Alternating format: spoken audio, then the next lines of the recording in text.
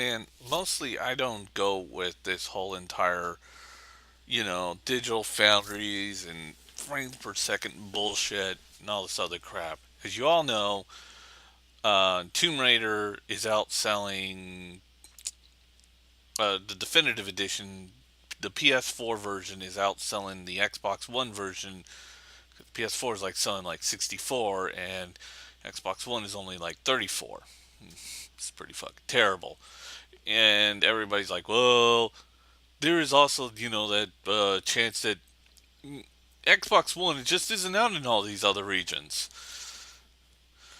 And I'm busy just slamming my head into a wall because the regions that Xbox One aren't out yet aren't going to sell that well. Mostly in areas like Japan and all this other shit.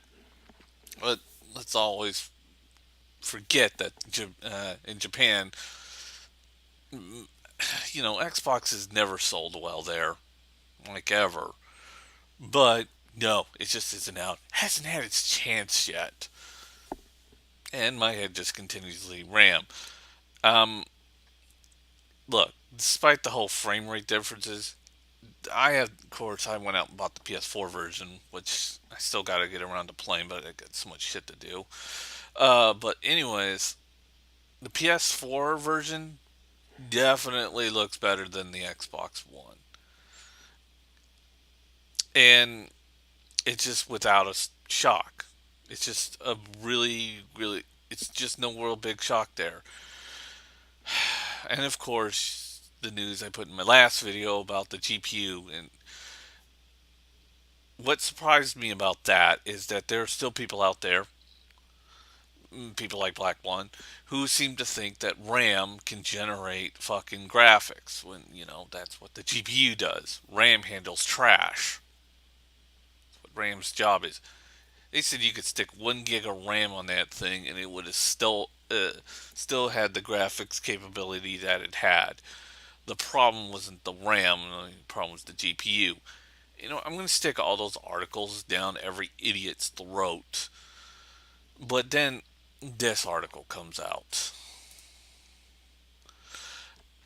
Now, like I said, I don't care for the whole frame rate thing, but it's like I said before. Xbox One, ever since it's come out, has done nothing but deliver bad news after bad news after bad news. And I don't care for the whole Eurogamer shit and all this crap, because I don't agree with everything Eurogamer says. And of course, there's that Cinnamon Blend thing, the same article. And it basically sums up this is yet another feature of Xbox One being shot the fuck down. I'm not joking. Basically, they're still trying to figure out or justify the $100 extra price for the Xbox One. And now it's come out that its multimedia feature is a crock of shit. And I know why, too. I know the real answer that even Digital Foundry doesn't even know why. It is a simple reason. Because, I have this thing called a memory. And I remember things that happened a long time ago. Even though everybody's like, no, here and now, here and now. If Microsoft dies, all gaming will die. Because, that's their belief system.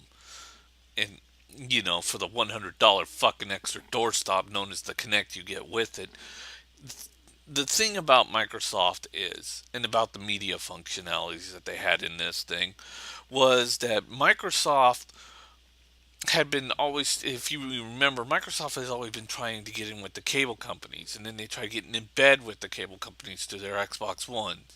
And the Xbox One, I mean, not Xbox One, I meant the Xbox 360. And the Xbox 360 didn't have the multimedia capabilities to do this. In fact, the PS3 ranked the best of multimedia features than both the PS4 and the Xbox One. But the Xbox One was the lowest. And this thing is supposed to be meaning, and this is the main reason why Xbox One is around, is the multimedia features, just like PlayStation 3. But, as much as I hated the PlayStation 3, at least they focused on their media features and made them good. Microsoft didn't. It, like I said, it has to go back with them trying to get into bed with the cable companies, and the cable companies repeatedly and constantly and constantly just kept saying "fuck off." So what did Microsoft do to get around this?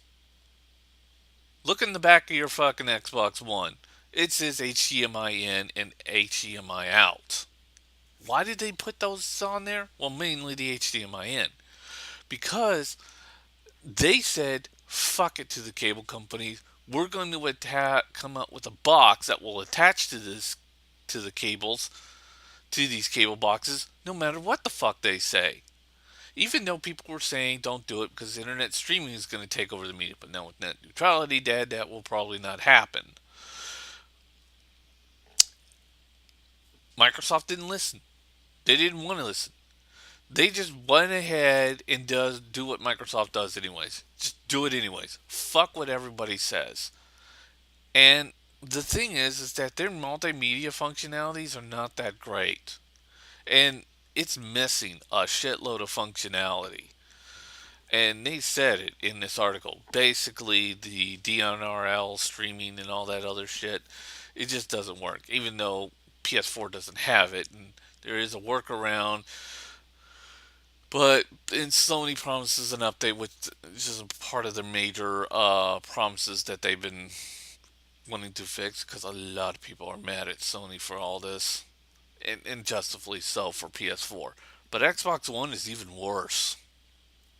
It does work, just not as well as they had expected. Netflix is just unusable under Xbox One. This is pretty much the nail in the coffin for me, sort of deal. This proves without a doubt that every last functionality that you said that the Xbox One will improve and be the all in one media was a crock of shit. A big ass fucking full of just horse fucking diarrhea crock of shit. You just basically took Microsoft basically took this horse with diarrhea, shit inside of a can, and sealed it, and you went up, paid over $500 for this piece of shit, opened up that can and just drank the fucking can all the way down to the bottom, and then bought a second can, and then a third. The Kinect is a goddamn worthless piece of shit. It's a gimmick. But not only that, there's nothing to justify the Kinect on this damn thing. It's a doorstop. It's a $100 doorstop, and that's all that fucking is. And like I said, to everybody who sat there and called this thing the future, or future proofing themselves, which they didn't. They didn't future proof themselves at all. Um, said that this thing was going is better than the PS4 and all this shit. Like I said, I understand the Xbox fanboys and the critics buying this thing. Mainly because, critics need something to review, and the fans, well, we all know what one sided this is. But to the people who bought this for on the sole reason that they wanted to save their achievements and their friends list, which is broken, by the way, the friends list is broken. Congratulations. This is what you get. Hope you're happy. $100 doorstop. Man, these doorstops are getting more and more expensive every day.